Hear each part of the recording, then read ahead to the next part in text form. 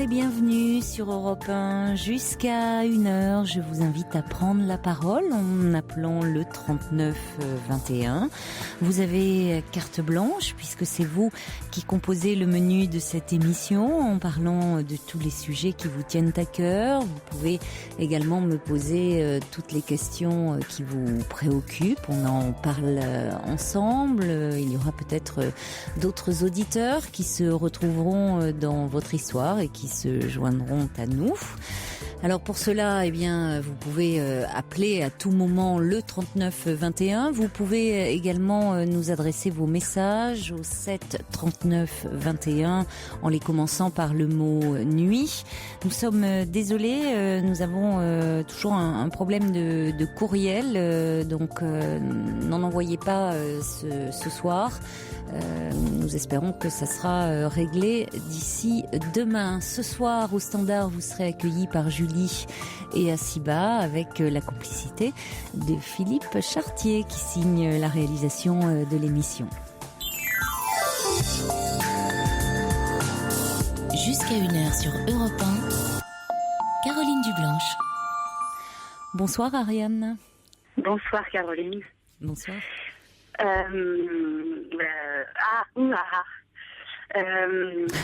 Vous faites un haka, là, c'est quoi? Comment? Vous faites un haka, vous faites les All Black, là, voilà, qui impressionne, vous donnez un peu de cœur au ventre pour démarrer.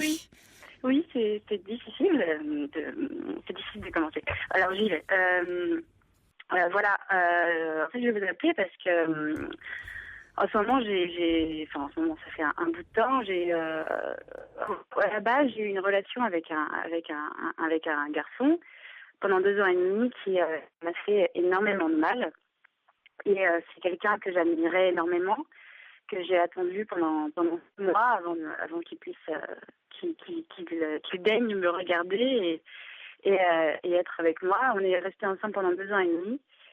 Et avec lui, j'ai subi énormément de rabaissement moral. Il a été vraiment très loin avec moi et un jour il m'a trompée et j'ai courage de lui dire stop et on a mis 1 an à se séparer. Et pendant ces 1 an, j'ai encore plus perdu toute la confiance que je pouvais avoir en moi. J'en avais pas beaucoup déjà à la base et ça s'est terminé. Et en fait, je remarque, je pense, il hante toujours mes pensées. Et récemment, en fait, pendant 1 an, là, l'année qui vient de se terminer, j'ai été amoureuse de quelqu'un d'inaccessible, enfin pour moi inaccessible.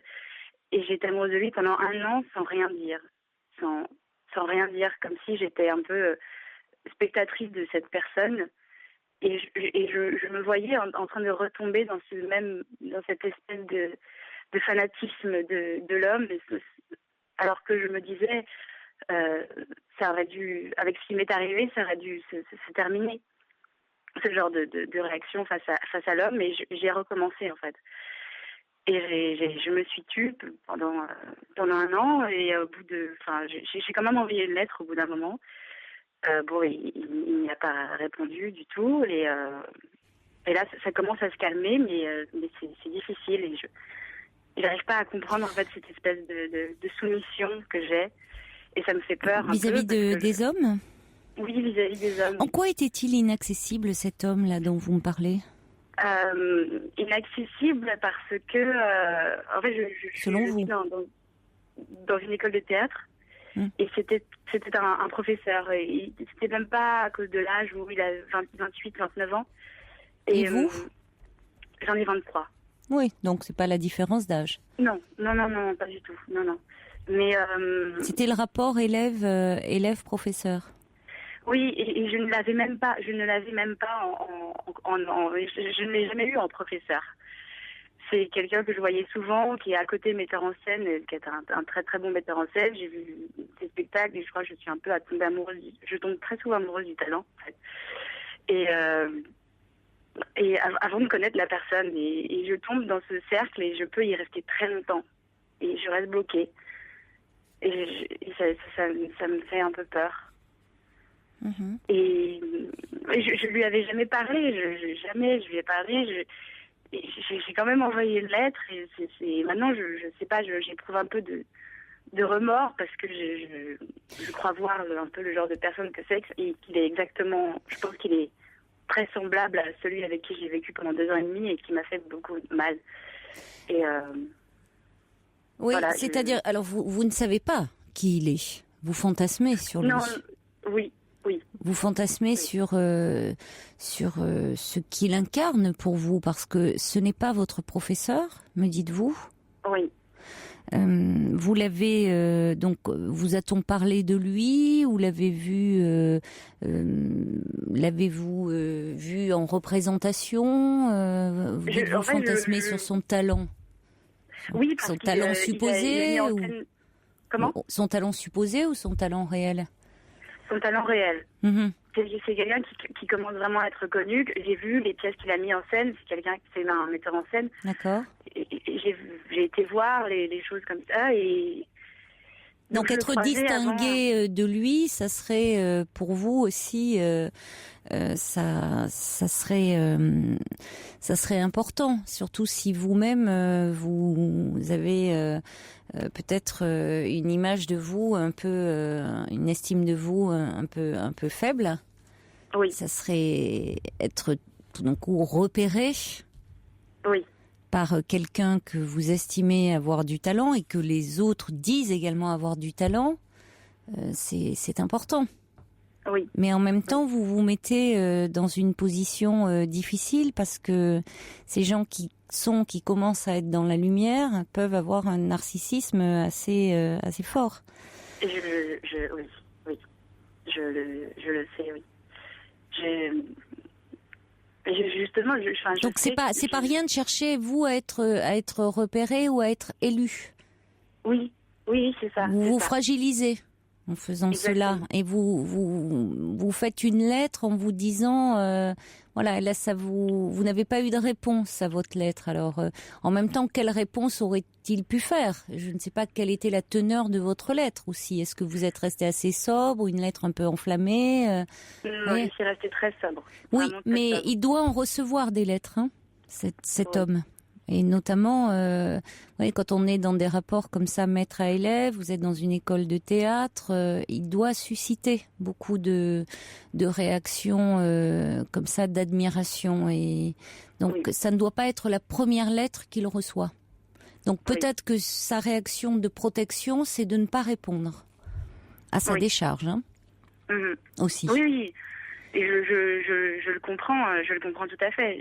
Mais vous, le problème, c'est que c'est ça, vous me parlez de soumission, comme si ça vous retirait quelque chose, et effectivement, ça ne vous retire rien dans les faits, mais ça vous met, vous allez vers, vous vous mettez dans des positions, dans des situations où vous vous sentez inférieur. Exactement. C'est ça le problème. Le problème de fond chez vous, semble-t-il. Oui. Je me situe toujours en dessous des personnes dont je ne pense pas, c'est pas de l'amour, c'est plutôt de la fascination. Oui, vous avez dit un moment d'ailleurs, c'est intéressant, je ne sais pas si c'était un lapsus ou... parce qu'il y a une fascination plus que de l'amour, c'est très juste, et vous avez parlé de fanatisme de l'homme. Là où moi j'entendais plus de la fascination, vous avez parlé de fanatisme. Mais oui, on n'est pas loin parfois. C'est un mot que j'ai. La fascination peut mener au fanatisme. Oui. Oui, en fait, j'ai du mal à concevoir l'amour autrement. C'est comme si des fois j'ai l'impression que je voudrais vivre dans un roman, quoi, voir un peu ma vie romancée et pas être en fait dans le concret. Je me mets toujours dans quelque chose, qui n'existe pas, qui ne peut pas exister. Si, c'est-à-dire que vous êtes dans une dimension très passionnelle. Ouais. Vous avez besoin que ça vibre fort. Ouais. Mais pour cela,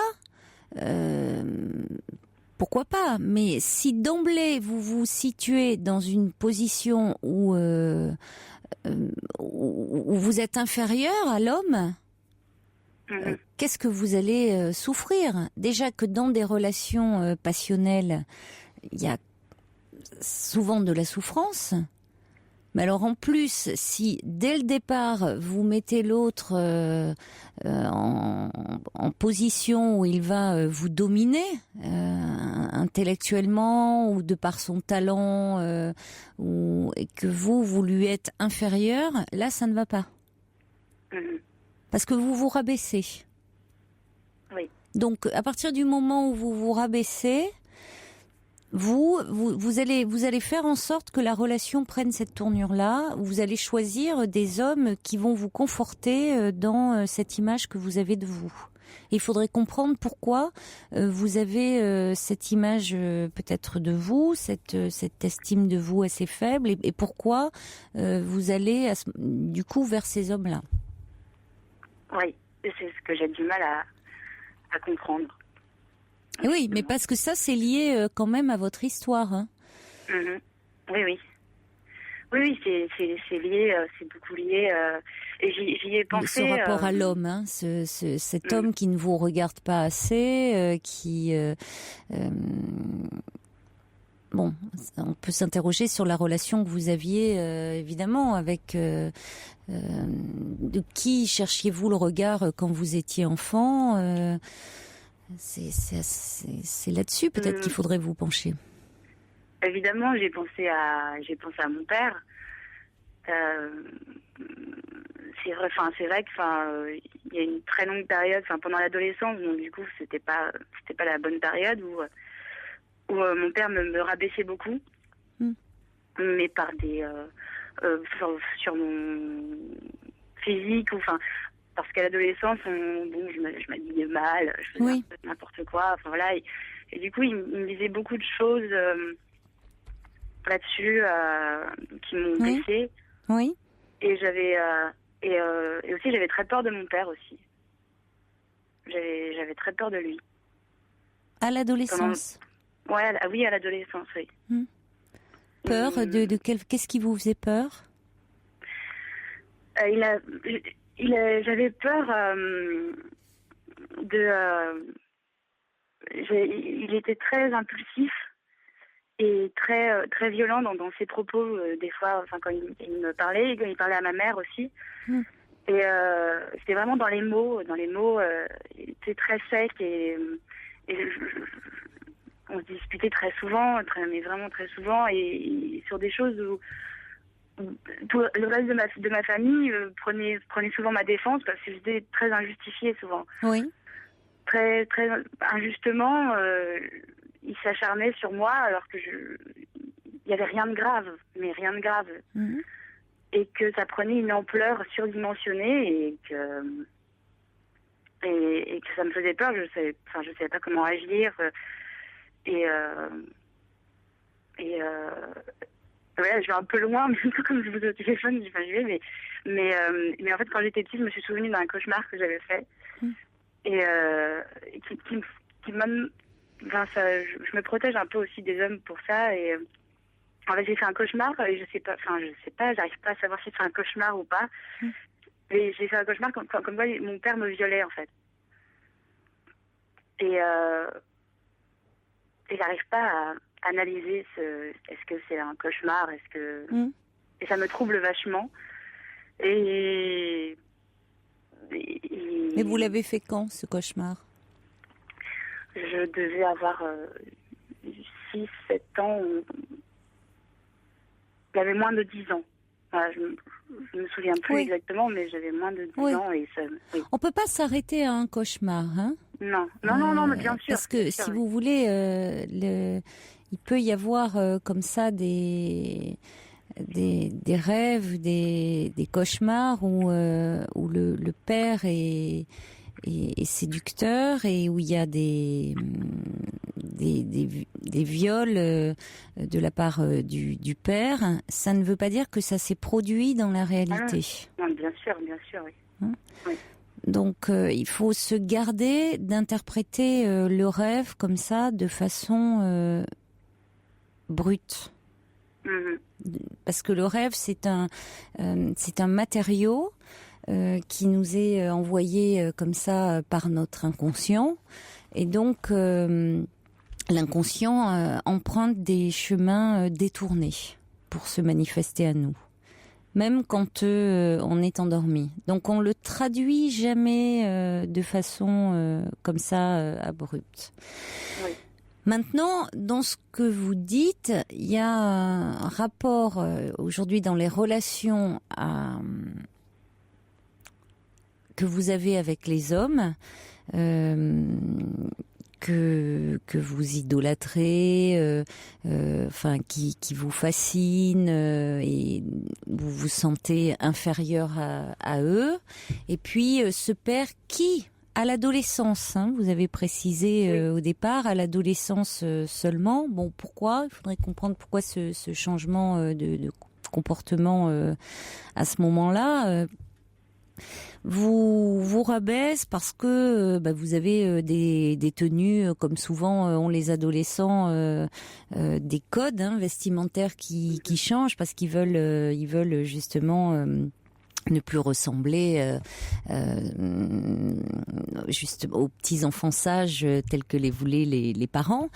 Mais de là à vous rabaisser sur votre physique, c'est très humiliant. Et surtout pour une fille, parce qu'elle a besoin du regard de son père pour la soutenir, pour la valoriser dans sa future identité de femme. Donc ça peut blesser beaucoup. Ça peut donner le sentiment que vous n'êtes pas aimé pour ce que vous êtes. Or, pour un enfant adolescent, peu importe, mais là je parle de l'enfant, de la fille que vous étiez pour votre père, c'était important d'avoir cette continuité. Oui. Que vous n'aviez pas, puisque vous me parlez aussi d'un père impulsif, coléreux, où face à lui, vous ne saviez jamais quelle tournure ça pouvait prendre, c'est-à-dire qu'il rentrait dans des colères, où à la maison, il pouvait faire régner un peu la terreur sur vous, sur votre mère, et quand il rentrait dans ces colères, complètement injustifiées, disproportionnées, la peur régnait. Oui. Et je me souviens d'un jour où en fait, il y a souvent ce rapport avec les hommes que j'avais avec mon père. Il voulait que je sois comme il le souhaitait.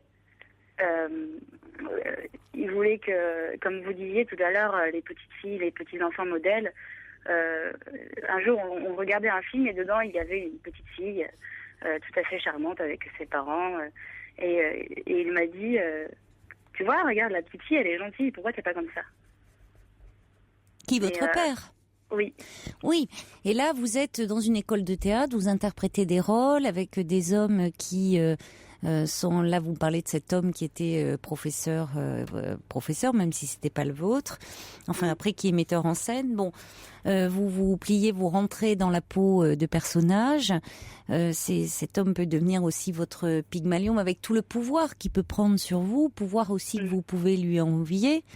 Alors que finalement, ce pouvoir, comme le dit je reçois un message du subversif, vous pouvez vous le prendre et vous mettre vous-même au monde. Oui.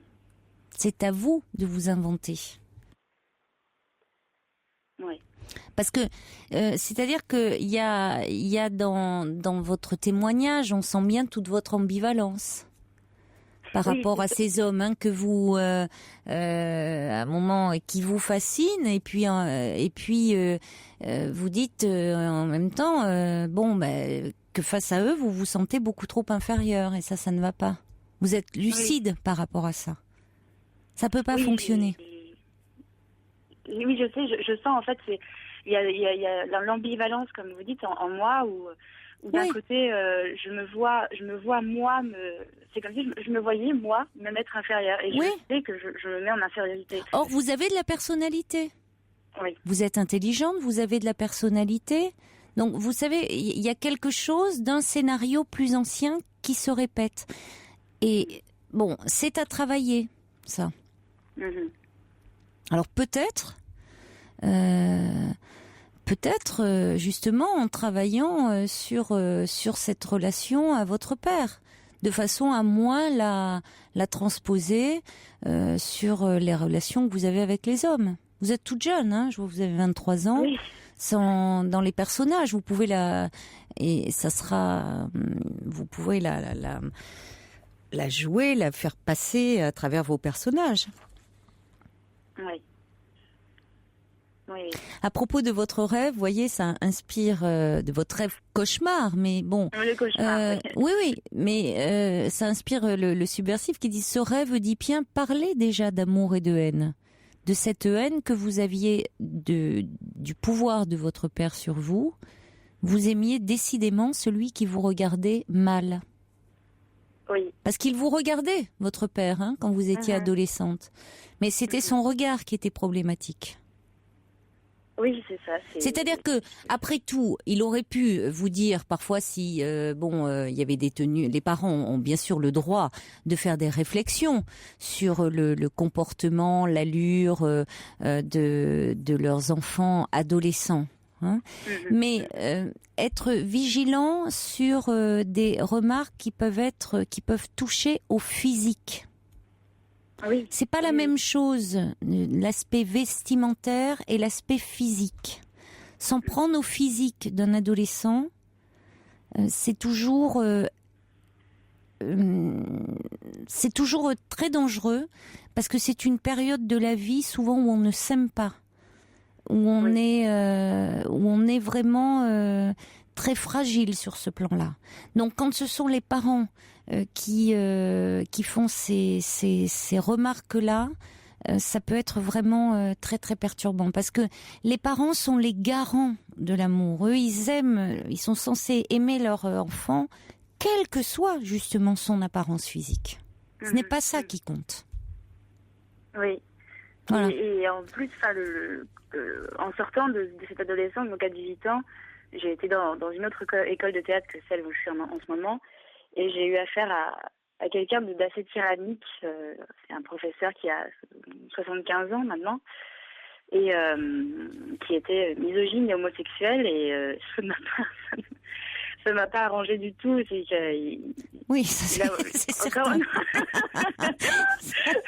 Décidément, quelle galerie de portraits. J'ai des exemples formidables. Vous pourrez écrire vous-même un jour, faire de la mise en scène avec tout ça. Et c'est vrai que, lui aussi, pendant 3 ans, il a été très dur oui, pareil.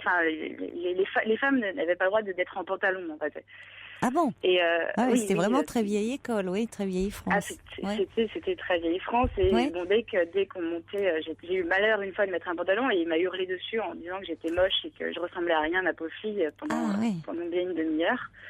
Et pareil, comme le théâtre, c'est ma passion. Et du coup, j'étais complètement sous l'emprise de cet homme et que j'admirais aussi, mais aussi il me renvoyait, en échange, il me renvoyait quelque chose de mauvais, quoi. Bah oui, effectivement, là c'était en plein, vous reviviez complètement ce que vous viviez avec votre père, hein. Ouais. Alors je vois que merci Fifi me vient de m'amener des mails, ça remarche. Merci au monsieur qui s'occupait de tout cela. On m'avait dit que c'était pas avant demain, mais c'est plutôt une bonne nouvelle quand c'est dans ce sens-là. Il y a Dulcinea qui vous écoutait attentivement et qui dit être séduite par des hommes qui sont sous les projecteurs, réels ou figurés, c'est rêver d'être soi-même sous la lumière par procuration. Ça dénote un manque de confiance en soi, une peur de l'autre sexe puisque l'être admiré reste souvent inaccessible et l'histoire d'amour simplement fantasmée. Alors vous en avez vécu certaines histoires d'amour et puis d'autres non. Mais bon, ça ne reste pas heureusement que fantasmé. Hein. Là, il y a eu une histoire qui a bel et bien été vécue. Oui, bien sûr. Je n'ai pas vécu dans le fantasme de toute ma vie. Non, là, c'était un cas vraiment spécial. Ça s'est arrivé comme ça. Non, Alors Stéphanie, je pensais que c'était en réaction, mais non, parce qu'elle dit j'aurais aimé vous parler de mon histoire, surtout de ma souffrance. C'est une histoire d'amour digne d'un roman, une très belle histoire, presque incroyable, trop belle pour avoir été vraie aussi longtemps. Mais Stéphanie ne laisse pas son numéro de téléphone. C'est ça avec les courriels. Souvent, vous pensez qu'il y a une adresse et puis non, il n'y a pas de téléphone. Hein. Donc si vous voulez qu'on vous rappelle, laissez bien votre téléphone. Mais je pensais que c'était en réaction à vous, Ariane, mais Non, c'était pas, ça ne vous concernait pas. Bon, écoutez, je crois que prenez de la distance par rapport à ça. Ou travaillez-vous sur votre histoire, sur la relation avec votre père. Vous avez vraiment toutes les clés en main pour comprendre ce qui est en jeu. Et parce que effectivement, si vous démarrez la relation en vous mettant en position d'infériorité, ça ne peut pas bien se passer. Oui. Mais c'est lié à ce qui s'est passé plus tôt. Oui. Hein. Tout à fait. Et ben, je vous remercie. Mais c'est moi qui vous remercie de votre confiance. Au revoir. Au revoir, Ariane. Caroline. Bonsoir, Aude. Bonsoir. Bonsoir. Alors moi, j'ai souhaité vous contacter donc pour vous demander un petit peu de conseils Oui. en ce qui concerne mon fils qui souffre d'une dépression assez sévère depuis déjà bientôt 2 ans. Cela a commencé. Il a 17 ans et demi, hein. Voilà, C'est c'est ça. Il a 17 ans et demi. Son mal-être a commencé très sérieusement quand il est rentré au lycée il y a 2 ans. Dans le premier cycle jusqu'en 3e, il était en établissement privé. Oui. Il a eu une scolarité correcte, bien, de bonnes notes. Un enfant apparemment sans gros soucis. Et quand il est arrivé en seconde, il y a 2 ans, il avait souhaité changer d'établissement et aller dans un plus grand lycée. Donc, ce qu'on a accepté dans un premier temps, et sa rentrée s'est mal passée. C'est-à-dire qu'au bout de 3 mois, il a été très paniqué. Du mois de septembre déjà à la rentrée au mois de septembre, il s'est trouvé perdu dans ce grand lycée. Il ne connaissait pas beaucoup de personnes, ça le changeait énormément de cadre et il a commencé ses cours, mais on voyait qu'il n'était pas très à l'aise. Et à fin novembre, on s'est rendu compte qu'il était complètement dépassé, il ne voulait plus aller à l'école. Il était vraiment à plat. Oui. Suite à ça, il a été donc hospitalisé dans un service pédiatrique, l'hôpital de notre région. Oui. Et il y est resté 1 mois. Il en est sorti. Il avait l'air d'aller mieux. Il avait un petit traitement, pas très fort, mais un petit traitement tout de même. Et il a fait son année. Bien sûr, la première cette année qui a été très difficile, eh bien, il a dû redoubler sa seconde. Oui. Et il a recommencé l'année d'après, il a refait sa seconde et c'était la rentrée dernière, pas celle-ci, mais celle d'avant. Et l'année dernière, cette année, au mois d'avril, il a recommencé à être assez mal.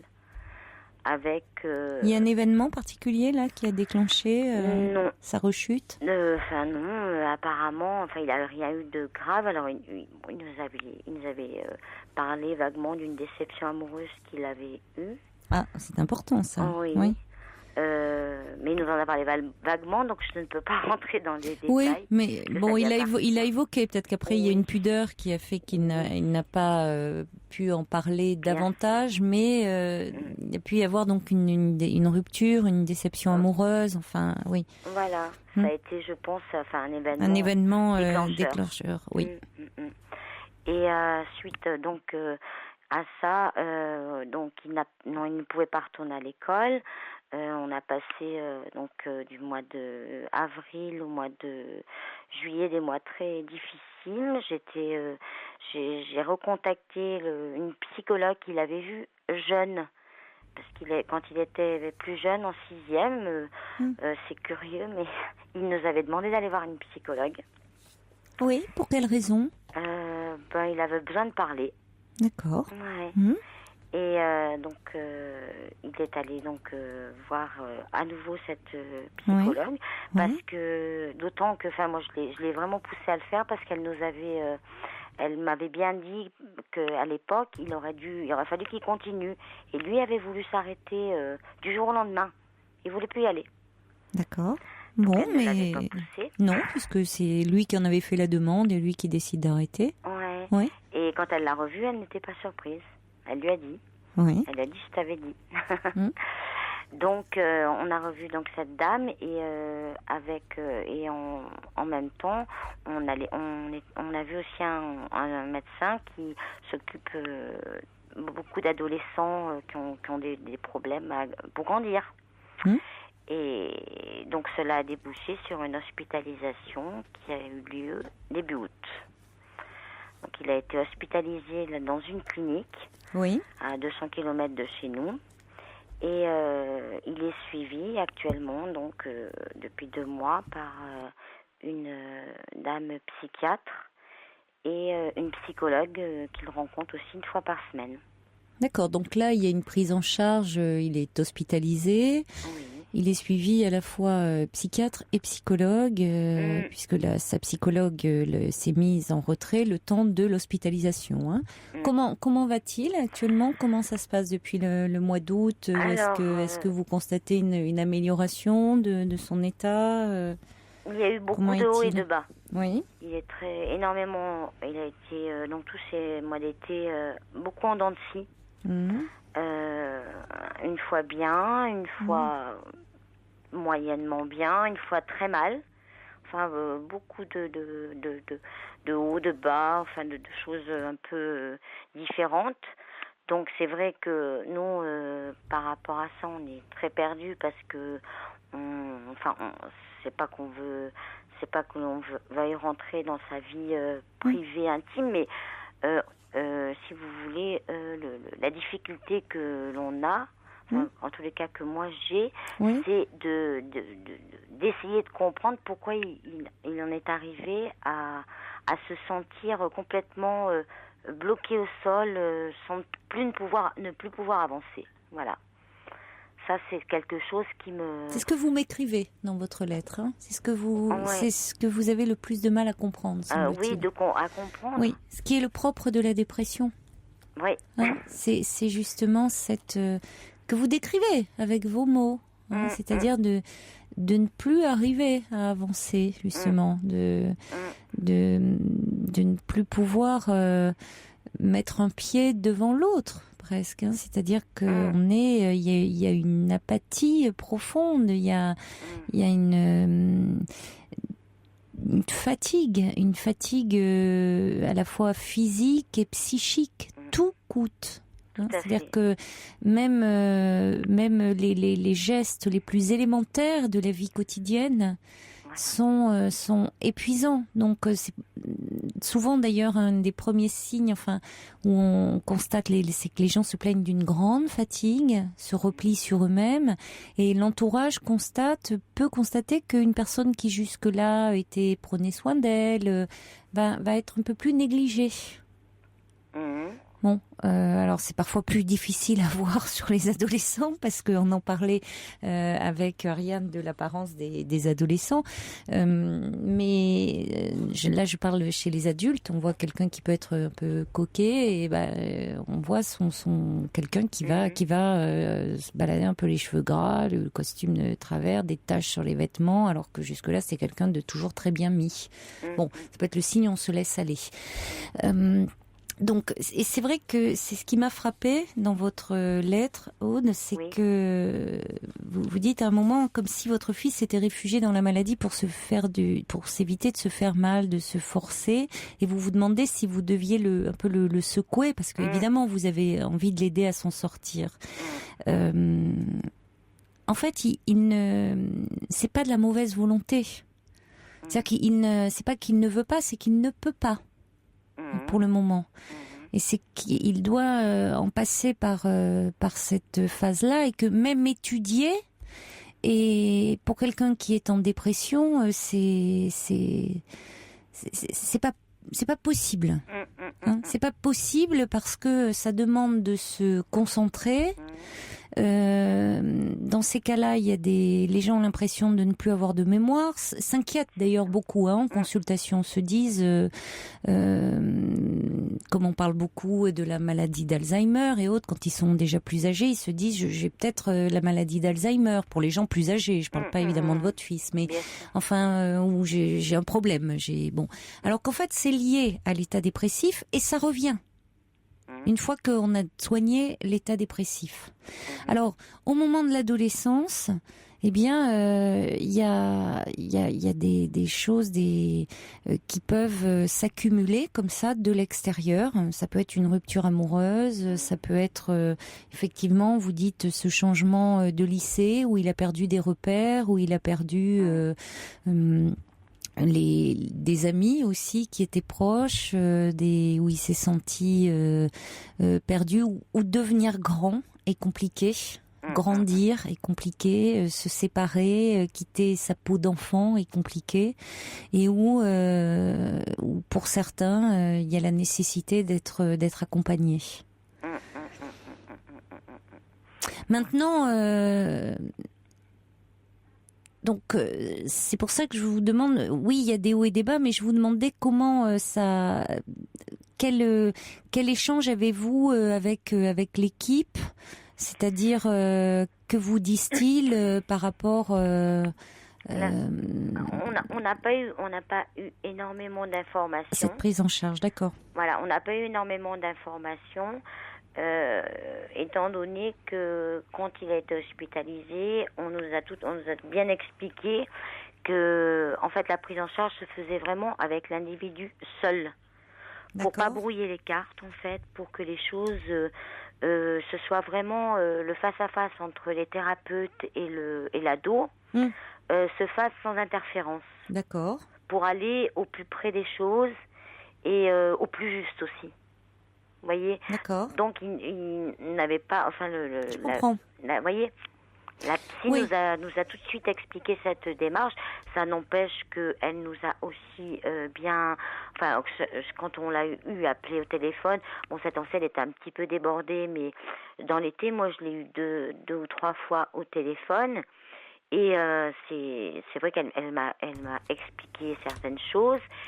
Et d'autant que mon fiston, au départ, a été très difficile à prendre en charge parce qu'il ne voulait pas prendre de traitement. Il ne reconnaissait pas son état. Voilà. Donc, ils ont eu énormément de mal à gérer tout le côté, parce que on leur donne pas des traitements lourds comme on pourrait imaginer. Non, on fait attention avec les adolescents par rapport à ça. C'est plus comme ça, voilà. Et c'est vrai qu'il a été, comme il a été très difficile à cerner dans son état, même pour moi. Je me suis rendu compte aussi qu'avec les psys avaient le même problème, c'est-à-dire il voyait que tout ce qu'il pouvait lui dire sur son état ou essayer de lui expliquer, il a mis énormément de temps à l'intégrer et à l'accepter. Vous voyez, parce qu'il est très cérébral. Enfin, c'est un enfant qui a toujours beaucoup réfléchi. Et alors qu'il réfléchit. Oui, mais qui sait être demandeur. Mais voilà, il a su l'aide, donc ça c'est plutôt très constructif. Il a su plus jeune demander de l'aide. Oui. Et donc ça veut dire qu'il peut être aussi en mesure d'en demander. Mais si à un moment il est trop mal, il peut être aussi dans le repli. Et c'est vrai que voilà notre difficulté. Bon, je crois qu'il faut quand même être. Alors vous demandiez là aussi dans votre courrier si vous deviez, vous aviez vous le souhait peut-être de le mettre dans un établissement où il y aurait une poursuite de scolarité avec un étabblement à la fois qui fasse établissement de soins et où il pourrait suivre sa scolarité. Et ça, je crois qu'il faudra en parler avec l'équipe actuelle.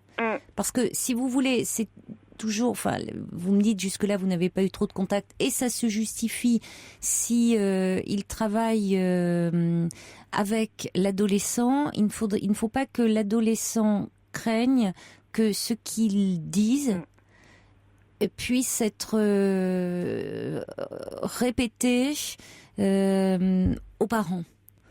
C'est-à-dire que ça soit bien étanche, qu'il ait besoin d'avoir une intimité, un endroit au fond pour se reconstruire, un endroit bien à lui et une frontière. C'est difficile à vivre pour les parents, je comprends. Oui. C'est difficile, mais en même temps, c'est peut-être nécessaire. Alors, ça n'empêche pas que vous pouvez très bien demander un entretien, à être reçu par le responsable du service, la psychiatre qui s'occupe de lui, et demander comment ils évaluent, comment ils envisagent encore la durée de l'hospitalisation, qu'en est-il, et la suite, c'est-à-dire est-ce qu'il peut reprendre une scolarité classique, être suivi en externe comme ça avec la psychologue. Est-ce qu'il faut plutôt une psychiatre compte tenu de son état de santé ou est-ce qu'il faut lui trouver un établissement de soins spécialisé? Je crois qu'il faut. Ce sont des questions importantes pour l'avenir,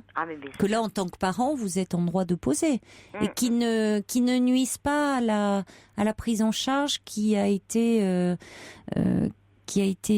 entreprise avec votre fils, auquel votre fils peut être associé d'ailleurs. Oui, bien sûr. Mais même la demande, la demande peut être faite aussi avec lui. Complètement. Mais bien sûr, parce que c'est-à-dire la sortie, combien de temps doit-il encore être hospitalisé ça dépend aussi un peu de lui, comment il perçoit les choses. Est-ce qu'il se sent, lui, prêt à sortir ou pas Tout ça, ça compte aussi. Et le risque, moi, la question que je me pose aussi, c'est que est-ce qu'il n'y a pas un risque dû au fait qu'il ait été dans un environnement comme ça, surprotégé pendant plus de 2 mois? Est-ce que la sortie est-ce que c'est quelque chose qui est difficile à vivre pour les personnes qui ont été comme ça, confinées dans un... C'est 2 mois, c'est 2 mois, c'est pas non plus... C'est pas très très long. Non, finalement. C'est pas très très long, et puis justement, il peut y avoir quelque chose de... ils ont l'habitude de faire face à ce type de situation. Ils reçoivent des adolescents qui sont en difficulté. Donc une sortie, on peut y faire face aussi par palier. C'est-à-dire qu'il est évident que votre fils, il ne faut pas le replonger brutalement dans la réalité du jour au lendemain, attendre de lui une scolarité qui soit performant, que tout, il repart sur les rails et on fait comme si rien ne s'était passé. Ça n'aurait pas de sens. Bien sûr. Ça n'aurait pas de sens. C'est-à-dire que il a exprimé une souffrance réelle qui n'est pas évacuée comme cela.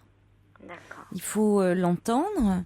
Vous l'avez pris au sérieux et il est important qu'il y ait un suivi au sortir de cette hospitalisation et qu'il y ait un cadre autour de lui. Alors pas non plus, il s'agit pas d'être non plus dans un environnement de le surprotéger de tout, mais de pouvoir être là, de l'entourer et qu'il y ait un petit peu des garde-fous. Voilà. D'accord. Okay. Mais vous dire aussi que c'est important qu'il puisse exprimer que ça ne préjuge en rien de l'avenir, de craquer à ce moment-là de la vie. Ah oui. Non, mais ça c'est important. Parce que c'est souvent pour les parents, c'est extrêmement anxiogène d'avoir son fils ou sa fille qui est en dépression. Il y a le regard des autres, de l'entourage, aussi bien familial que l'entourage des amis, que l'entourage des autres parents, qui vous renvoient souvent comme si en tant que parent vous avez failli. Il y a quelque chose qui n'a pas fonctionné. C'est beaucoup plus compliqué que ça. Il peut y avoir beaucoup de facteurs, bien sûr parfois à l'intérieur de la famille, mais aussi extérieur à la famille. Il y a la personnalité de l'enfant, il y a beaucoup de choses. Bon, et je trouve qu'un garçon qui peut dire, et vous avez dit à un moment déjà plus jeune, j'ai besoin de parler, qui peut exprimer comme ça une demande, c'est plutôt très constructif. Donc bon, il peut accepter de se faire aider, ça ne préjuge en rien de l'avenir, ça peut tout à fait être un jeune homme tout à fait bien construit, bien structuré et pas plus fragile qu'un autre. Ça c'est plutôt rassurant parce que c'est vrai que c'est quelque chose qui est très auquel moi je pense, une chose à laquelle je pense très très souvent parce que je me dis bon, la vie est quand même compliquée quoi pour ces jeunes et oui, oui. On se dit c'est dur quoi. Je voudrais pas qu'il s'écroule à chaque moment où non, il aura une mais difficulté. il s'écroulera peut-être d'autant moins qu'il va travailler là, qui va être accompagné sur ce qui actuellement est un peu compliqué pour lui. Et vous voyez, quand il était plus petit, il a fait une demande et vous savez, l'adolescence, c'est aussi le moment où on brasse à nouveau toutes les cartes de l'enfance. Donc quand la psychologue a dit je suis pas surprise que tu reviennes, il y avait peut-être des choses qui étaient restées un peu en suspens. Et puis on doit travailler la séparation. C'est quelque chose qui est problématique pour nous tous. Alors là, il y en a peut-être eu trop qui se sont accumulés, dont il a besoin de parler. Je ne sais pas. Je connais pas l'histoire de votre fils. Mais bon, je vous dis, ça préjuge. Ça veut pas dire, comme vous le craignez, qu'il va s'écrouler à chaque fois qu'il rencontrera des difficultés. N'enfermons pas. Les enfants, comme les adolescents, ont une plasticité, c'est-à-dire ont une possibilité d'évoluer. Les adultes aussi, mais moins. On est moins souple, nous, en tant qu'adultes. On peut évoluer, tout être humain est en devenir. Mais on n'a pas la plasticité des enfants et des adolescents. Il faut quand même le savoir. Oui, ça c'est important. Oui. Et nous, en tant que parents, mais je comprends ce que vous me... Oui, donc il faut aussi être rester ne pas trop vous enfermer dans une culpabilité, parce que souvent c'est ce que renvoie il y a cette culpabilité que l'on ressent en tant que parent et qui peut être un petit peu majorée par l'entourage. C'est-à-dire que c'est très nocif même pour le couple, ça. Oui. Parce que c'est vrai que chacun, le couple on voit l'un l'autre nos faiblesses, on les connaît. Oui. Donc finalement après on fait une mixture de tout ça. Et c'est vrai que c'est dangereux. Oui, mais il faut au contraire s'appuyer là-dessus. Vous traversez un moment vous êtes dans la tempête et justement vous me dites que votre fils avait une relation très fusionnelle avec son père et c'est important. Bon, même si vous trouvez que c'était peut-être un peu trop fusionnel, il a besoin dans ces moments-là de son père. C'est important qu'il ait une relation avec son père. Et puis vous dites vous en voulez un peu à votre mari parce qu'il est un peu trop dans l'évitement, mais vous me dites aussi dans votre courrier que votre mari, il a eu un père, lui, qui était très caractériel. Donc, vous savez, à sa décharge, s'il a eu un père très caractériel, peut-être que être dans l'évitement, c'est peut-être sa façon à lui de préserver votre relation. Parce que si ce père très caractériel, il était tout le temps dans le conflit et un conflit stérile. Oui. Et il a peut-être peur de aussi entrer en conflit avec vous. Donc, il peut pas être sur tous les fronts. Et quand il doit être aussi malheureux que vous de cette situation. Donc, il faut au contraire que vous fassiez bloc par rapport à votre fils. Là. Et ne vous déchirez pas en essayant de dire de qui, quoi est responsable. Parce que il n'y a pas de chercher le fautif dans l'histoire. Il n'y a pas deux fautifs. Il faut au contraire faire en sorte que entourer votre fils, faire en sorte laisser que les professionnels puissent s'occuper de lui, et puis faire bloc, mais pas vous dire que vous avez failli en quoi que ce soit. Comme dit quelqu'un, l'adolescence est un passage difficile. Ah oui, c'est sûr. Ouais. C'est sûr. Et puis de toute façon, quand on a le malheur, quand on a la difficulté à vivre des choses comme ça, on ressent bien des petites choses qu'on a vécues soi, même si c'est pas si intense que pour notre fils. On ressent bien tout. Oui, ça ramène. C'est ce qui est compliqué, c'est que souvent les enfants peuvent nous ramener à ce que on a vécu au même âge qu'eux. Tout à fait. Donc ça peut valoir la peine aussi d'en parler, peut-être sur un plan plus personnel, parce que ça peut mettre en difficulté. Là, on peut se sentir extrêmement démuni. Voyez. parce que si il nous renvoie, de par les difficultés qu'il rencontre, aux difficultés que nous avons traversées au même âge, on peut se sentir extrêmement vulnérable, extrêmement démuni. Parce qu'il y a une trop grande collusion entre notre histoire et la leur. Et du coup, on n'arrive plus à faire face. D'accord. Donc peut-être que là, ça vaut la peine d'aller en parler soi. Parce que souvent, on aide son enfant en s'aidant soi. Oui, bien sûr. Mais moi, j'ai déjà entrepris, ça fait déjà quelques années, j'ai entrepris une thérapie depuis déjà très très longtemps. Parce que j'avais perdu mon papa il y a 7 ans de ça. Et donc, quand il a eu des soucis de santé, j'ai souhaité aller voir, consulter quoi, pour m'aider et pour accepter toutes les choses qui se sont passées après. Bien sûr, et ça m'aide. Je me fais aider parallèlement. Oui, ça doit vous aider dans cette période-là. Oui, bien sûr. C'est pour ça j'étais encore d'autant plus sensible à ce que vous me disiez en ce qui concerne les amis, la famille, etc. Oui, ça, j'ai travaillé dessus avec la psychologue qui me suit. Donc, c'est des choses que j'ai pu évacuer, quoi. J'ai pas de soucis avec ça au niveau du discours, quoi. Je peux en parler avec des amis. Je ne suis pas... Heureusement, d'ailleurs, parce que c'est un grand soulagement et puis ça permet aussi de se rendre compte qu'il y a beaucoup de gens qui ont des soucis comme... Oui, c'est ça, c'est important. Vous avez raison de le dire. En parlant, finalement, au lieu de le garder pour soi, parce qu'il y a des parents qui ont honte, qui ont honte de se dire, parce qu'ils se disent, oh là là, on va penser qu'on est de mauvais parents. On se rend compte que, comme vous le dites, beaucoup de parents rencontrent ces difficultés. Pourquoi ? Parce que finalement, l'adolescence, qu'est-ce qu'il faut à l'adolescence ? Il faut devenir soi-même. Et c'est très compliqué de devenir soi-même. Ça prend parfois toute une vie. Alors,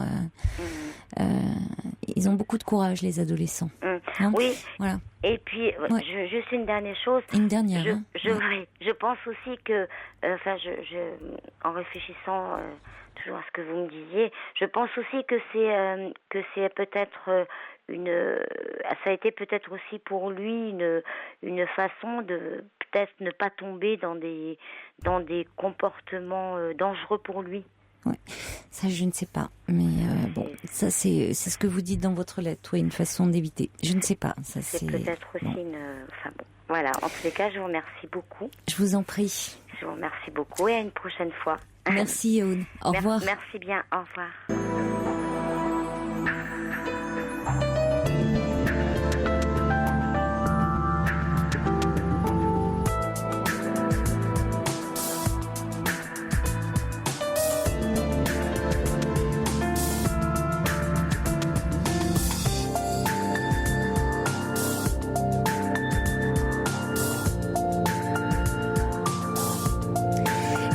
Se poursuit sur Europe 1 avec tous vos témoignages au 39 21 et toutes vos réactions par courriel sur le site europe1.fr ou par SMS au 7 39 21 en commençant vos messages par le mot nuit. Et tout de suite, on accueille Jean-Claude. Bonsoir. Bonsoir. Bonsoir Jean-Claude. Bonsoir Caroline. Vous allez bien ? Je vais bien, merci. Bon, je vous remercie de m'avoir fait rappeler, c'est très gentil. Voilà. Mais je vous en prie. Oui, je vous avais appelé il y a environ 2 mois, je me souviens plus exactement. Oui. Pour vous faire part de mon amie Anne, qui a eu un premier cancer, avec une première chimio et de la radiothérapie. Ensuite, elle était en rémission, puis ça allait mieux. Et puis elle a eu un deuxième cancer de la poitrine, et puis ablation du sein. Et puis là, elle voulait même plus que je l'appelle, elle voulait plus elle voulait pas me voir. Elle me dit, je t'appellerai quand ça ira bien. Bon. Oui. Alors j'attendais, puis aucun appel. Puis là, il y a 2 semaines, j'ai fait le 118-218 pour avoir le téléphone de sa mère à Reims. Oui. J'ai eu sa mère au téléphone, alors que c'est une famille. J'ai vécu 10 ans avec leur fille. J'ai rendu des tas de services pour la famille. J'étais dévoué et tout. Et sa mère m'a dit, Anne, elle est décédée. Ah. Et elle me dit, je veux plus vous entendre. Bon, alors j'ai pas bien compris pourquoi cette attitude. Bon, parce que c'est quand même un peu, Oui, c'est un peu dur, quoi. oui, Parce c'est que très brutal, oui. c'est brutal parce que Oui. je vois pas la raison. Oui, Alors, vous ne comprenez pas pourquoi. non, je ne comprends pas. Je comprends pas parce que du coup, je me sens coupable de je ne sais quoi. Oui. Et ça, c'est Oui, très pénible. c'est d'autant plus pénible, oui. Déjà, outre d'apprendre son décès, mais dans ces circonstances-là, ça ajoute à votre tristesse cette culpabilité. Je comprends, ouais. Oui, c'est normal. Mais je comprends parce que c'est fait tellement sans ménagement. Oui, Il y voilà. a de la colère. Pourquoi cette dame, donc la mère de votre compagne, était si en colère après vous? Vous la connaissiez, sa mère?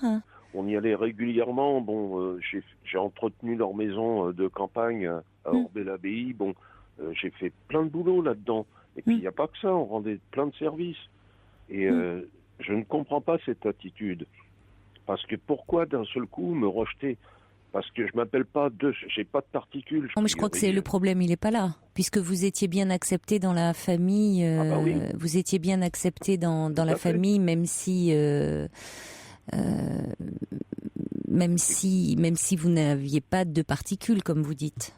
Oui, parce que même quand il venait chez nous, enfin, là où je vis actuellement, Anne vivait avec moi à l'époque. Bon, après, pour diverses raisons, dans sa ménopause, elle devenait un petit peu pénible. Bon, donc je lui ai dit, écoute, vaut mieux qu'on ne vive plus au quotidien comme ça, puis tu prends un appartement, et puis on se verra quand ça va bien. Bon, et puis on a continué à se voir régulièrement. Mais tout allait bien. Quand je recevais ses parents, c'est moi qui me mettais à la cuisine parce qu'elle n'était pas trop cuisine. Moi, j'aimais ça. Bon, j'ai toujours aimé faire la cuisine, mais bon, on a passé des moments merveilleux. Et même avec ses parents, son père, qui n'est plus là, qui n'est plus de ce monde, il était heureux de venir. Tout se passait bien. Et je ne comprends pas l'attitude de cette famille qui, d'un seul coup, je n'existe pas.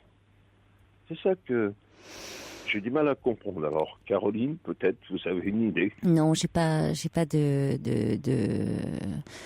de réponse à cela, si ce n'est que peut-être ils sont sous le coup de il y a du chagrin, de la colère, vous savez, dans un deuil, quand on perd un être cher, on a parfois des réactions un peu paradoxales. Et donc, comme leur fille ne vous donnait plus de nouvelles depuis quelque temps, avait pris la décision de ne plus vous voir et disait qu'elle vous donnerait de ces nouvelles quand elle irait mieux. Et elle sentait bien, malheureusement, qu'elle allait mal, et de plus en plus mal. Eux l'ont peut-être interprété à tort. Oui, en pensant que vous n'étiez pas auprès d'elle dans ces derniers moments, dans ces derniers instants, que vous n'avez pas été là pour l'accompagner. Elle ne s'en est peut-être pas expliquée, parce qu'après tout, ça faisait partie de votre intimité. Voilà. Et qu'elle ne souhaitait pas parler de votre intimité, de ce qui relevait de votre intimité, à tous les deux, à sa famille. C'est ce que je pense un petit peu, parce que, moi j'ai respecté sa volonté initiale. J'ai dit, oui, je comprends. J'ai dit j'attends. Oui. Et à un moment, à force d'attendre, j'ai dit non, tant pis. Oui, vous avez bien fait. Je vais essayer de la joindre. Et puis, son mobile, numéro non attribué, son fixe, numéro non attribué, c'est là que j'ai dit il y a un problème. Mais pour autant, je me dis, la famille, ils ont dû porter un jugement de valeur sans comprendre les tenants et les aboutissants. Oui. Et c'est ça. Mais je crois que, vous savez, je reçois un message de Cathy qui dit « Cette mère a perdu sa fille et rien ne compte d'autre pour elle ». parfois dans la douleur, Cathy a raison. Plus rien ne compte. C'est-à-dire que vous blessez. Elle, peu importe. C'est au-delà de ça. C'est-à-dire qu'elle peut être dans une telle douleur elle-même que bon. Vous appelez. Sœur, elle avait son fils. Ils auraient pu au moins. Oui. Vous prévenir. Je suis d'accord. Bon, que la mère ait pas envie, ça je conçois. Bon, pour elle, oui, c'est... la mère, c'est différent, oui. Mais bon... La mère était toute à sa douleur, certainement, et était à milieu de penser à vous prévenir. Ah oui, mais elle a encore 3 sœurs qui sont vivantes, et elle a son fils qui est vivant. Ils auraient pu au moins me donner, je sais pas moi, me dire... alors je sais même pas à quelle date vraiment elle est décédée. Je sais où elle est enterrée, enfin je m'en doute. Et je vais m'y rendre. Et si je vois son nom sur la pierre tombale, je crois où elle est, et je retournerai, puis je mettrai moi-même une petite, comment on appelle ça, une pierre en marbre avec... Bon. Vous pouvez le faire, oui, vous pouvez. Il y aura certainement, je pense quand même, son nom sur la pierre tombale, puisque elle a dû être enterrée dans le caveau familial, on peut penser. Oui. Mais vous pouvez vous déposer, quelque chose de plus personnel, bien sûr. C'est important pour vous, bien sûr, oui. Et vous savez, bon, ok, elle est décédée, mais on voit. Elle est toujours là, toujours. J'y pense souvent, j'y pense même continuellement. Bon alors, j'ai une chance inouïe. J'ai un film que j'avais fait au caméscope, mais il y a longtemps, on avait été au Mont-Saint-Michel et tout, et je la revois, et je me dis, qu'est-ce qu'elle était belle. Et je regarde les femmes dans la rue, je vais avoir bientôt 60 ans. Elle aurait eu 60 ans le 25 octobre. Moi, je les aurais le 7 décembre.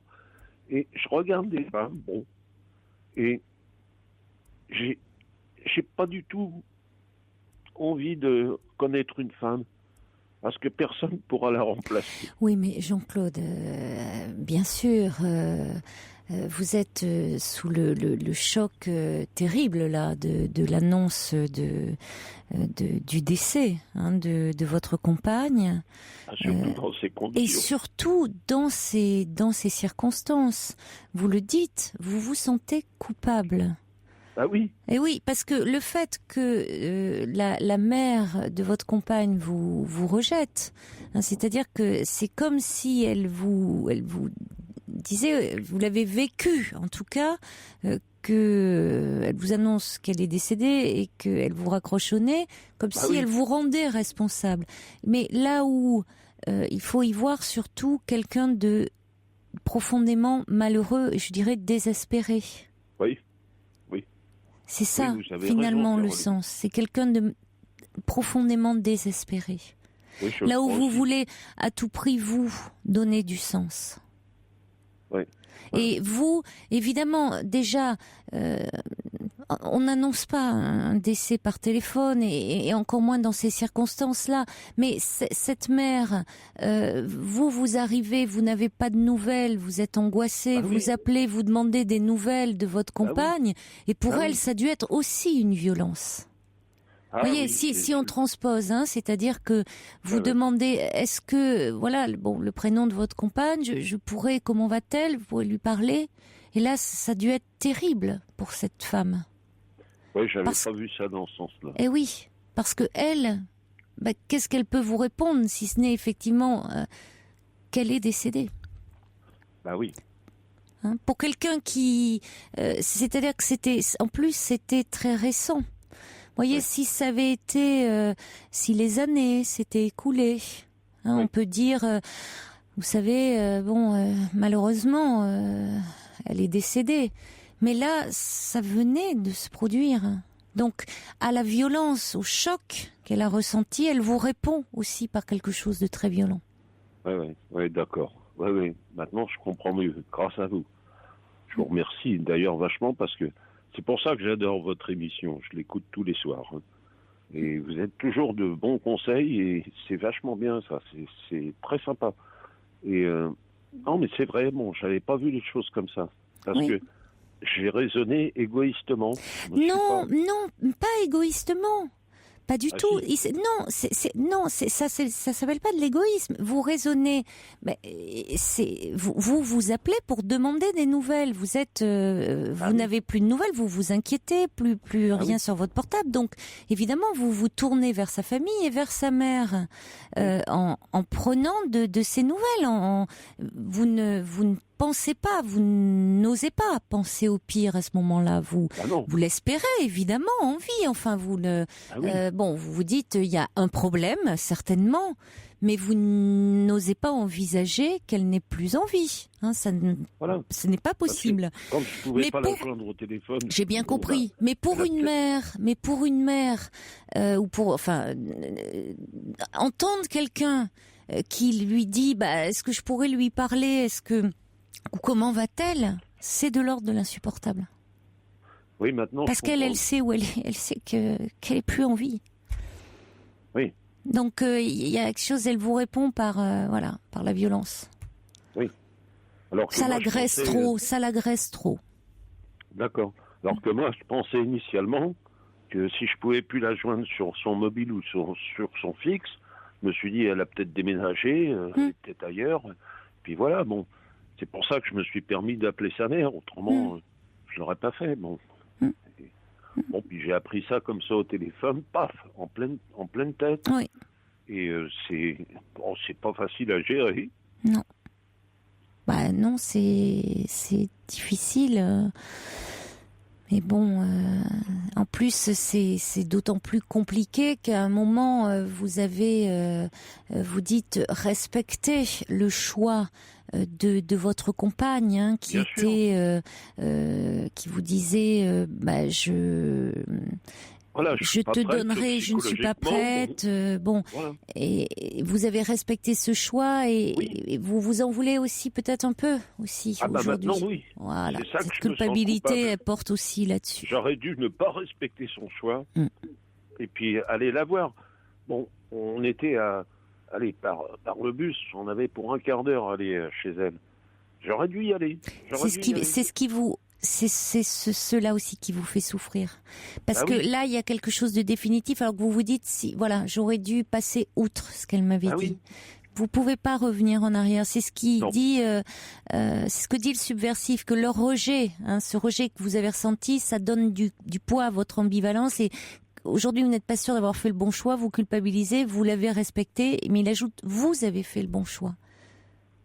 Parce que c'est à ce moment-là, parce que c'était le choix qu'elle avait fait elle. Et vous aimiez cette femme, vous avez respecté ce qui était important pour elle. Elle avait choisi de se mettre en retrait, elle avait décidé de se mettre en retrait, de s'éloigner peut-être pour que vous gardiez aussi ce souvenir d'elle. Oui, peut-être aussi, oui. Oui, vous me dites à quel point, comme elle était belle et comme... Oui. Bon, elle voulait aussi peut-être ça, elle y tenait. Oui. Oui, c'est sûr. Oui, peut-être qu'elle voulait pas que je la voie parce que... Oui. Elle craignait que je sois déçu ou que je sois... Je sais pas. En tout cas, elle avait décidé ça. Vous ne pouviez pas passer outre. Ça aurait été ne pas respecter le choix qu'elle avait fait. Donc vous y êtes tenu, vous pouvez pas vous en vouloir, faut pas culpabiliser par rapport à ça. Disons vous n'êtes pas responsable de ça. J'ai une certaine noblesse d'esprit, quand on me demande quelque chose, je le respecte. Oui. Parce que ça me paraît normal, c'est du respect, quoi. Et bon, maintenant je me dis, j'étais le roi des imbéciles. Non, pas du tout. Au contraire. C'est sûr. Ah oui, vraiment. Pas du tout. Non, c'est... Vous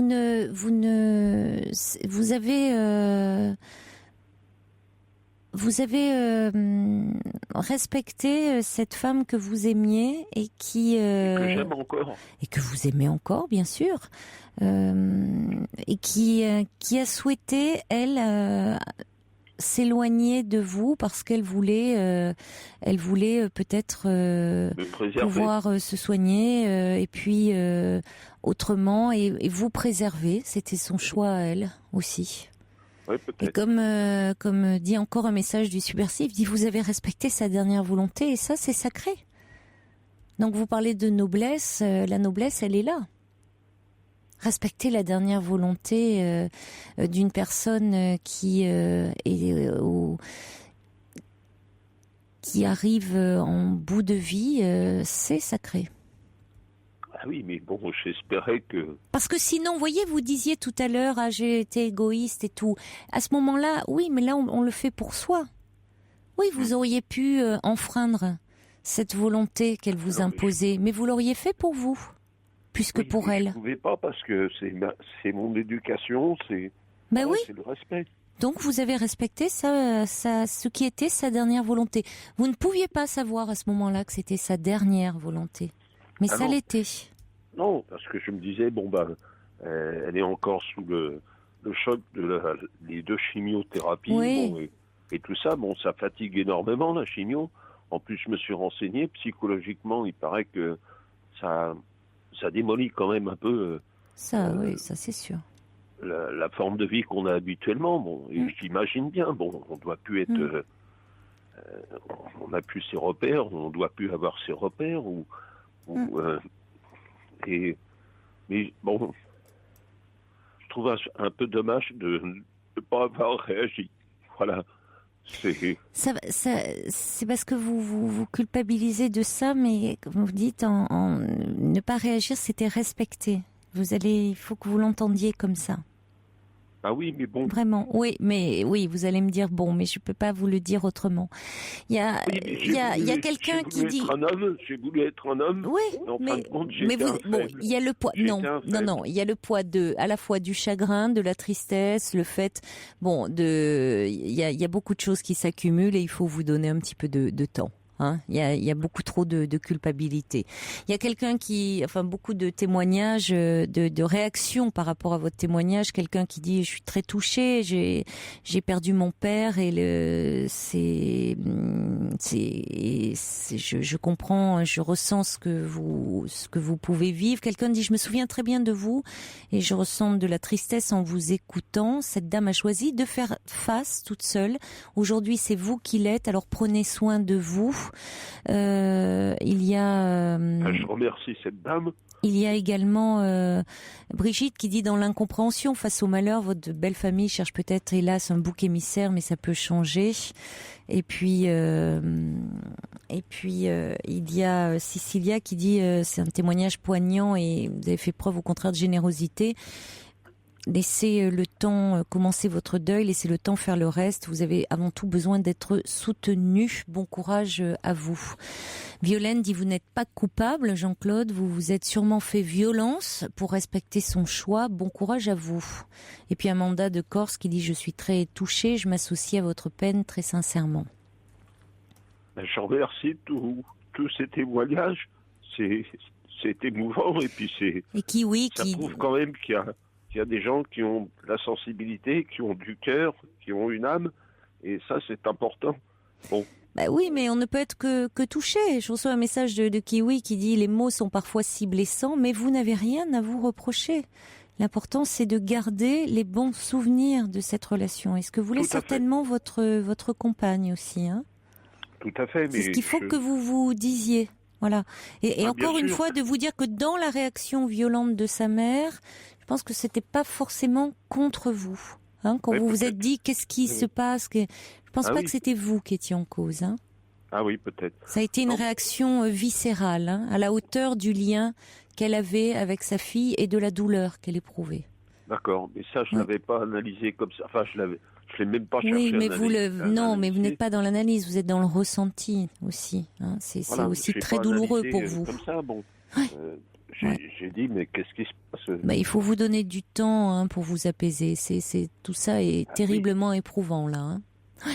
Oui, non, mais vous savez, bon, je vais faire le deuil. Oh là là, oui, oh là là, donnez-vous du temps. Mais vous savez, un travail de deuil, ce n'est pas oublier. C'est au contraire pouvoir se rappeler la personne que l'on a aimée, mais en n'étant plus aspiré dans un gouffre, et pouvoir, comme le disait Kiwi, évoquer les souvenirs heureux et ne plus être aspiré dans un abîme de désespoir. Ah non, mais je ne veux pas tomber là-dedans. Non, au contraire, là, j'arrête pas d'y penser dans la journée ou même c'est normal. Quand je rêve la nuit, je rêve des moments qu'on a passés heureux en vacances ou même dans la vie courante. Enfin, bon, pour des petits détails, un truc tout bête. Mais je comprends. Mais bon, j'ai 2 messages pour conclure. Il y a Ava qui dit: c'est courageux d'avoir résisté à l'envie que vous aviez d'aller la voir et de choisir de la respecter jusqu'à en souffrir. Et puis quelqu'un qui dit: je me souviens bien également, votre douleur est égale à votre amour, elle vous a protégé, mais montrez-vous comme elle vous a aimé, c'est-à-dire vivant. Bon courage à vous, Jean-Claude. Au revoir. Ok, merci Caroline. Au revoir. Toi, Nina. Bonsoir. Bonsoir. Caroline. Je suis un petit peu stressée, mais bon. Alors, je vais vous aider un petit peu. Vous voulez me parler de votre fille? Voilà. Qui a aujourd'hui 16 ans, je crois. Pardon? Qui a aujourd'hui 16 ans? Oui. C'est ça? D'accord. Oui, c'est ça. Et donc, vous demandez... J'ai perdu, au fait, celle qui m'a élevée en même temps. C'est elle qui m'a élevée. Ah oui? C'est votre fille qui vous a élevé? Non, j'ai dit celle qui m'a élevée. Je l'ai perdue en même temps. Ma grand-mère. Ah d'accord, j'ai pas entendu votre grand-mère. Hein. C'est pour ça que j'ai eu un petit moment de doute. D'accord, j'avais pas entendu. Oui. D'accord. Donc voilà, donc c'était un peu un choc pour moi. Donc il faut que vous expliquiez un petit peu parce que là on situe pas bien. Hein. Vous parlez, on n'a pas nous les tenants et les aboutissants. Là, moi j'en étais avec votre fille. Je croyais que vous vouliez parler de votre fille de 16 ans et là vous me parlez de votre grand-mère. Vous l'avez perdue récemment, votre grand-mère? Quel est le lien? Non, je l'ai perdue en même temps. En fait, je vous explique, ma fille, donc, elle a toujours été avec moi. Donc, à l'âge de 12 ans, elle a fait des crises pour son père. Des crises de quoi? Des crises pour partir chez son père. C'était tous les jours. Je veux y aller chez lui. Ça a commencé avec... c'était chaque 15 jours, il la prenait. Mais après, c'était je vais y aller tous les week-ends.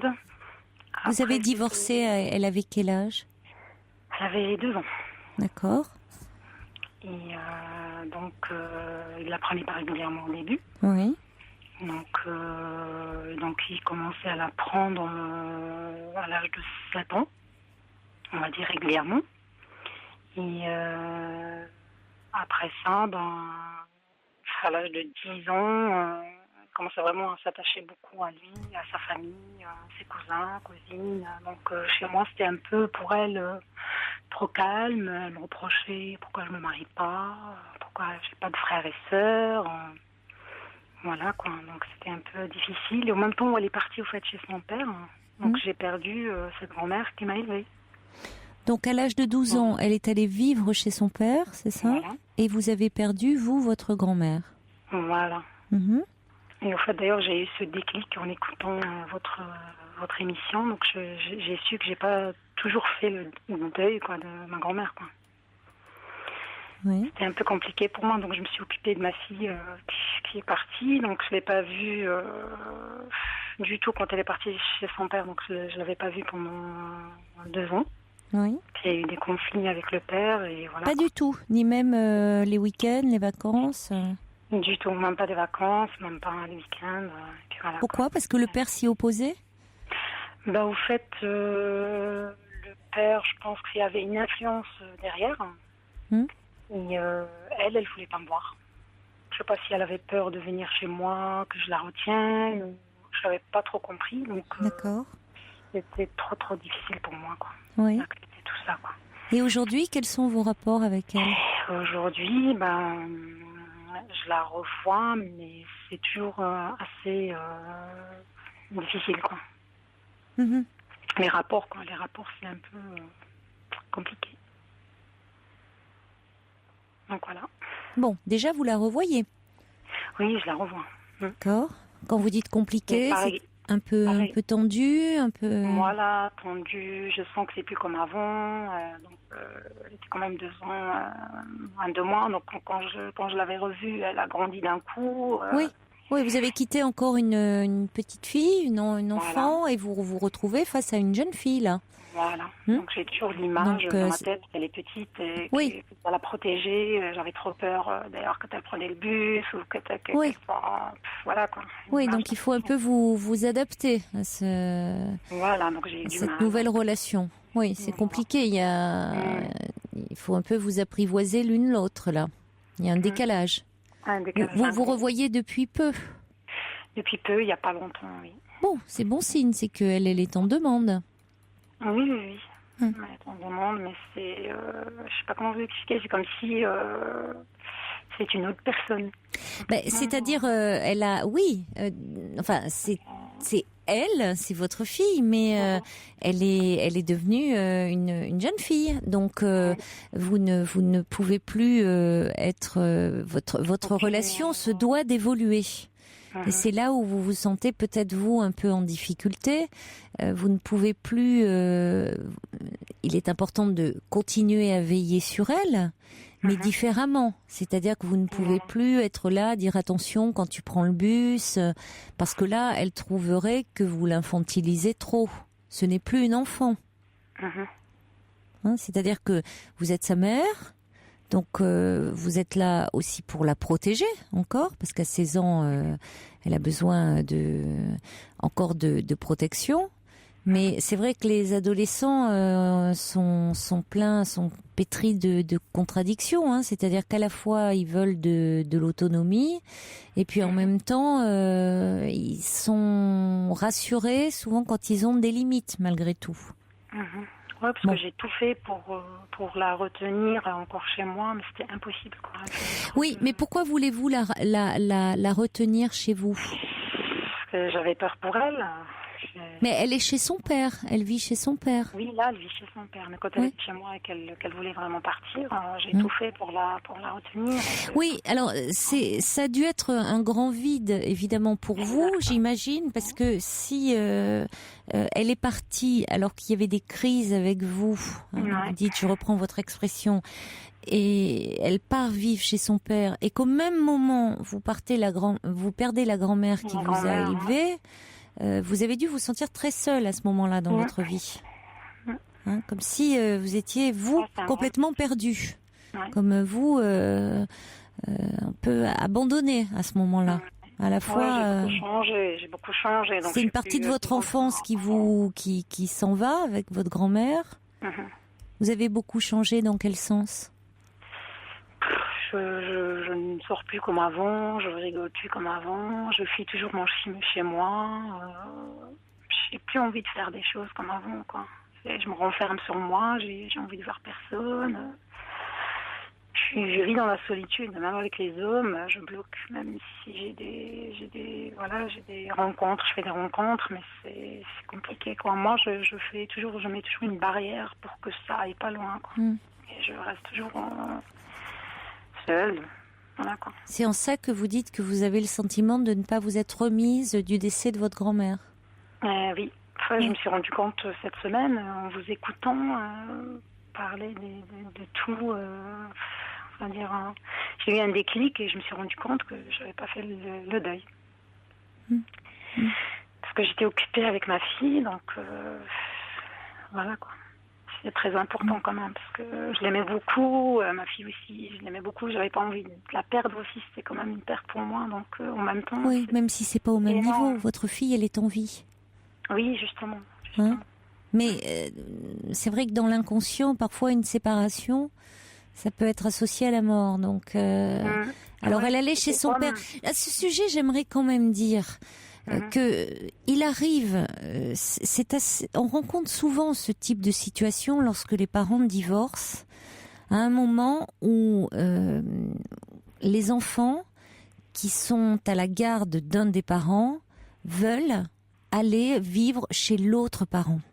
Et c'est souvent très mal vécu par le parent qui en a la garde, qui le vit comme si c'était dirigé contre lui, comme si l'enfant lui en voulait le rejeter, lui l'aimait moins ou l'aimait plus, où le parent se sent véritablement abandonné, alors que l'enfant peut avoir besoin à un moment de sa vie, à une étape de son développement, de vivre auprès de son autre parent. Ce qu'il aurait si ces deux parents vivaient ensemble sous le même toit, mais qu'il ne peut pas vivre puisque ces deux parents vivent séparément du fait de leur séparation. Donc, ce n'est pas pour embêter, pour nuire à son père, sa mère, mais c'est qu'il peut éprouver le besoin d'expérimenter autre chose et d'être avec celui qui n'en a pas la garde et qu'il ne voit que les week-ends ou que pendant les vacances. Bon, alors et beaucoup de parents, pour beaucoup de parents, c'est un véritable déchirement parce qu'ils ont vraiment le sentiment que peut-être que leur enfant les aime moins, qu'ils ont mal agi, ils ont mal fait, il y a quelque chose qui s'est mal passé dans leur relation. Il y a souvent beaucoup de culpabilité. Voilà, ils se disent il y a un truc que j'ai dû louper dans l'éducation. Il ne s'agit souvent pas du tout de cela. Il s'agit simplement que l'enfant, il a besoin aussi de l'autre parent et de l'autre parent dans un quotidien et pas seulement dans des vacances ou pendant des week-ends. Alors, le problème, c'est que vous, à ce moment-là, vous avez perdu votre grand-mère et votre grand-mère que vous aimiez beaucoup, qui était votre protection, votre sécurité. Ouais. Et cette sécurité, elle vous fait défaut aujourd'hui. Et finalement, vous restez cloîtré un peu, cloîtré, c'est un bien grand mot, mais un peu replié chez vous. Le monde extérieur vous paraît dangereux.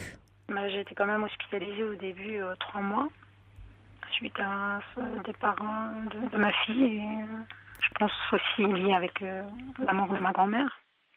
Donc, mais après, je suis suivie par un psychologue. Oui. Jusqu'à maintenant, mais le problème c'est que je replonge dans mon passé, et ce qui me dérange beaucoup. J'ai beaucoup de phobies, beaucoup de peur, et j'ai du mal à m'en débarrasser, quoi. Tant que je vis seule, quoi. Et voilà. Donc vous êtes suivie depuis 3 mois là? Non, plus. Plus 3 mois. Ouais. Ça fait des années. Mais je rejette toujours les gens qui viennent vers moi ou qui veulent aussi rentrer dans ma vie, ou je veux toujours rester en retrait. Voilà, quoi. Moi, je pense de toute façon, c'est important de poursuivre ce travail sur vous, parce que il y a quelque chose d'un état un peu. Comment? J'ai eu un gros blocage. Il y a quelque chose d'une sécurité, d'une peur, d'un mal-être qui est là, et ça se ressent certainement dans les relations avec votre fille, mais ça se passe pas mal avec votre fille aujourd'hui, et c'était peut-être une bonne chose qu'elle aille un peu chez son père, parce que elle serait restée avec vous, peut-être que votre relation se serait dégradée. Alors que aujourd'hui, vous voyez, vous la voyez, votre fille, elle est avec vous. C'est plus vous qui avez peur de mal faire, qui êtes un peu perdu. Vous avez quitté une enfant et vous vous retrouvez face à une adolescente. Donc, vous voudriez la protéger, mais la protéger de quoi, au fond? Vous pouvez pas baliser complètement sa route. C'est vous qui êtes surtout très fragile. Et qui vous avez perdu votre protection en perdant votre grand-mère. Ouais. Donc c'est vous qui avez besoin d'être protégée. Ouais. Bon. Ce que dit, je reçois un message là, le subversif qui dit en protégeant les enfants, c'est parfois notre extrême vulnérabilité qu'on veut, qu'on met à jour. C'est ça. Donc vous vous sentez, vous, un peu très vulnérable. C'est ce dont vous nous parlez depuis le début. Ouais. Bon, il faut l'accepter. Ouais, c'est ça, il faut vraiment Il faut l'accepter. Hein, ma grande peur, c'est bizarre, j'aime beaucoup ma fille. Oui. J'aime beaucoup, c'est tout pour moi, mais j'ai peur. Mais vous avez peur de quoi? J'ai peur que même elle revient chez moi et qu'un jour elle repart. Donc j'ai peur de ça. Mais vous voyez à quel point c'est lié à l'abandon? Ouais. Hein, toujours cette problématique en arrière-plan. Pour le moment, le lien, il est pas rompu, le lien. C'est ce qu'il faut vous dire. Il est compliqué, pas rompu, mais compliqué. Mais oui, mais c'est souvent compliqué les liens mère-fille. Alors on n'en a pas parlé là parce que vous avez le loisir d'en parler avec votre thérapeute. Mais qu'est-ce qui fait vous avez été élevé par votre grand-mère, pas par vos parents. Ça a trait à votre histoire aussi. Oui, bien sûr. Mon histoire derrière. Vous avez votre histoire à vous. Qu'est-ce qui fait que c'est votre grand-mère qui vous a élevé et pas votre mère? Oui. Bon, donc il y a tout ça aussi, vous savez, ça se joue sur plusieurs générations. Mais toutes les relations, vous savez, des relations simples, j'en connais pas vraiment. Hein. Non, c'est vrai. Et puis comme le dit Brigitte, parallèlement au travail sur vous-même, vous pourriez risquer des petits pas hors de chez vous pour bénéficier d'un peu de chaleur humaine. C'est ça, pas rester trop enfermé non plus. Parce que c'est vrai que ça ne vous aide pas non plus cet isolement. Ouais. C'est pas évident. Le matin, je m'habille rapidement et je sors. Oui. Et le soir, je rentre et je m'enferme et je vais discuter avec personne, quoi. Oui, mais il faudrait trouver. Vous ne travaillez pas, vous n'avez pas d'activité? Si, je travaille les après-midi. Jusqu'au tard. Jusqu'au 22h, des fois, 21h. Et ce qui n'empêche pas quand je rentre chez moi, je sais que je suis seule, que ce qui m'attend, voilà, quoi. Ouais. Bon. Bon, il faut continuer ce travail sur vous, hein, avec votre thérapeute, et puis accepter que pour le moment vous êtes un petit peu fragile, et puis accepter aussi l'idée que la relation avec votre fille pour le moment est un petit peu compliquée, mais compliquée sans être non plus conflictuelle. Votre fille, elle va bien, donc il y a rien de grave à ce niveau-là. Donc c'est plutôt une bonne chose. C'est plutôt vous qui êtes anxieuse et qui fait que vous avez tendance là un peu à noircir les choses. Mais votre fille, elle va bien. Ça c'est important quand même. Hein ? Voilà. Et le fait qu'à un moment, elle se soit un petit peu éloignée, ça a pu aussi permettre de préserver votre lien. Hein ? Voilà.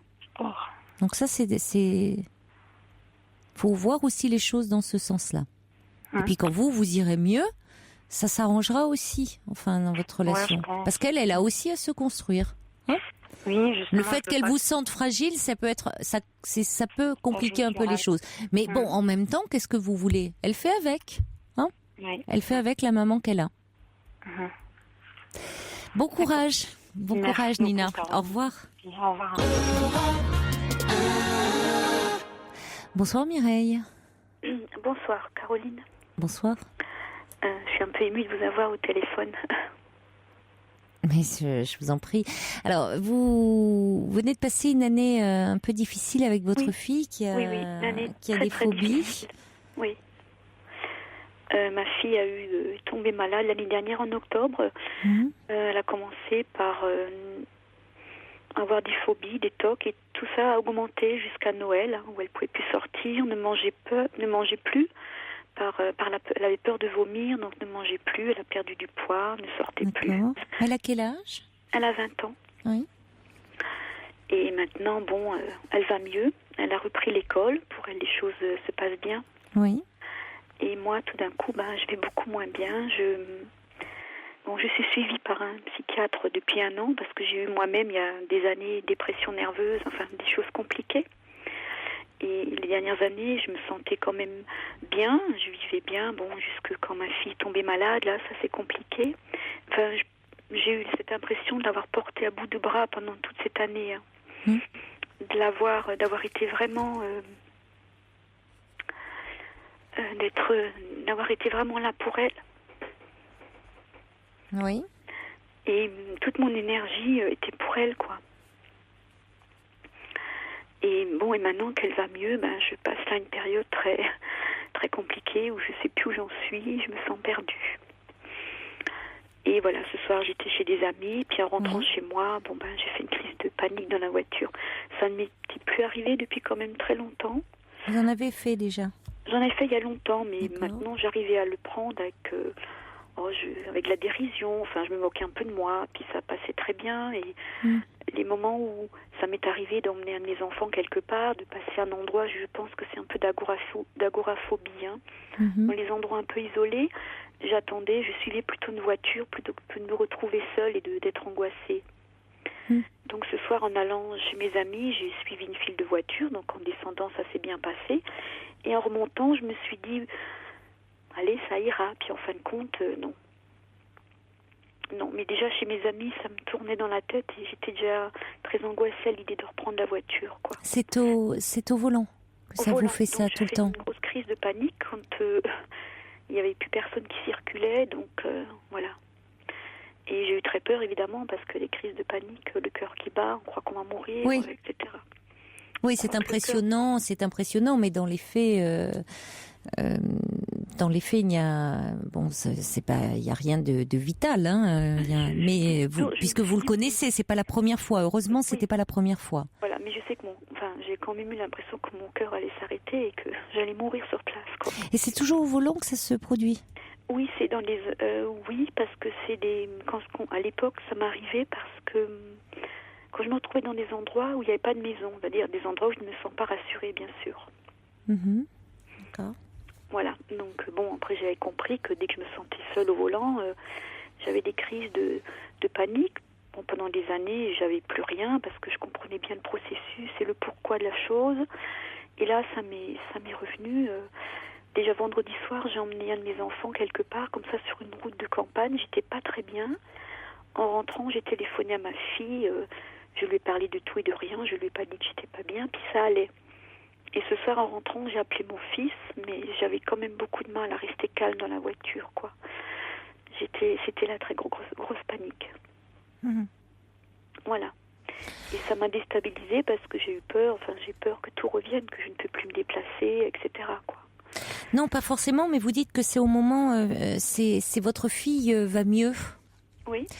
Et vous l'avez portée à bout de bras toute cette année. Maintenant qu'elle va mieux, c'est un peu les vases communicants, hein. C'est comme si vous vous autorisiez à craquer. Aujourd'hui, vous pouvez craquer. Oui, je crois que... Oui, je crois que c'est ça. Oui, ça a été très très dur pour moi et il y a beaucoup de choses que je ne disais pas à mon mari pour pas l'embêter, pour pas lui faire des soucis. J'ai gardé beaucoup de choses pour moi, effectivement. Alors, il se joue quelque chose d'important entre vous deux parce que entre les tocs, les phobies de votre fille et les vôtres... Oui, on avait une relation extrêmement fusionnelle. Oui. Extrêmement, voilà. Ça ne me surprend pas.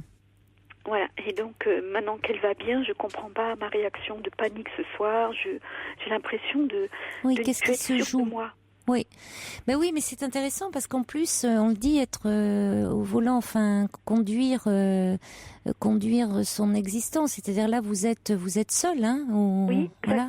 Ouais. Conduire son existence, enfin être seul maître à bord, hein, finalement. Quel sens donner à votre vie? En ce moment, je ne sais pas. C'est ça.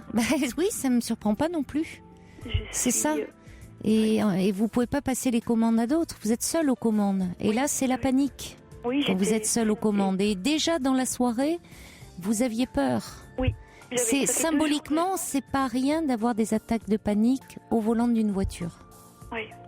Vous êtes seul aux commandes. Et ça mérite d'y réfléchir dans votre thérapie. Et parallèlement à ce qui se joue dans le lien à votre fille. Oui, bien sûr. Voilà. Oui. C'est ce que j'ai envie de vous dire, Mireille. Hein. Oui. Voilà. Mais ne paniquez pas par rapport à ça, hein. Ça se travaille. Oui. Bon courage. Au revoir Mireille. Au revoir. Je vous souhaite une très belle nuit. Faites de jolis rêves.